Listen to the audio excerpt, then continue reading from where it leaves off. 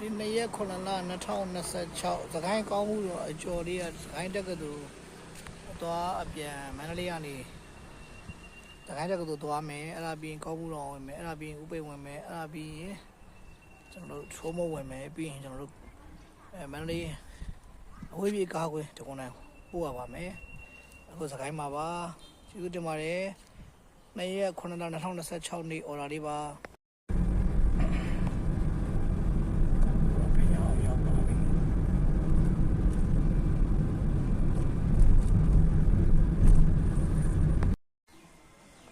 ဖျားကြီးရောက်နေပါတယ်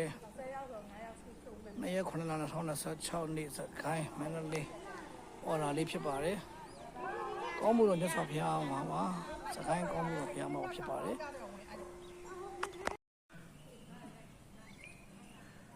နေ့ရက်9လ2026နေ့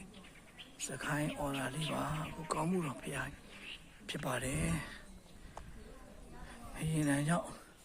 ပြိုကျပျက်စီးတာတွေလည်းပြန်လဲပြုတ်ပြင်တော့တော်တော်ပြီးစီးနေတာကိုတွေ့ရပါတယ်ဖះယူလာရောက်ဖူးလို့ရပါတယ်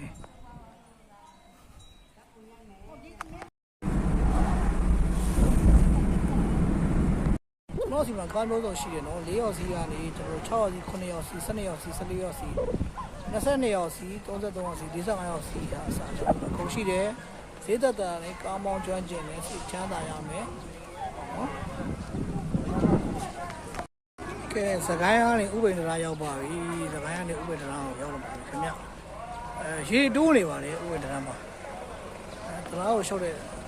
အဲ့ဒါလည်းများပါတယ်အဲ့တော့ရေတိုးနေတာဖြစ်ပါတယ်အဲ့တော့ရေတိုးနေပါပြီဒီမှာလေစီးလို့တော့ကောင်းပြီဗျအဲ့တော့ရေတိုးနေတာပါဥပိ္ပဒရာရေတိုးနေပါတယ်လာရောက်ပြီးတော့ခဲ့တယ်ဘာရောက်လဲပတ်ချင်လဲဆိုကိုပြသေးမန်နေဂျာဆက်လို့ဆက်သွင်းလိုက်ပါရင်ထိုးမရောက်ပါဘူးအဲ့ဒါထိုးမဝယ်ဖို့ပို့ပေးတာပါ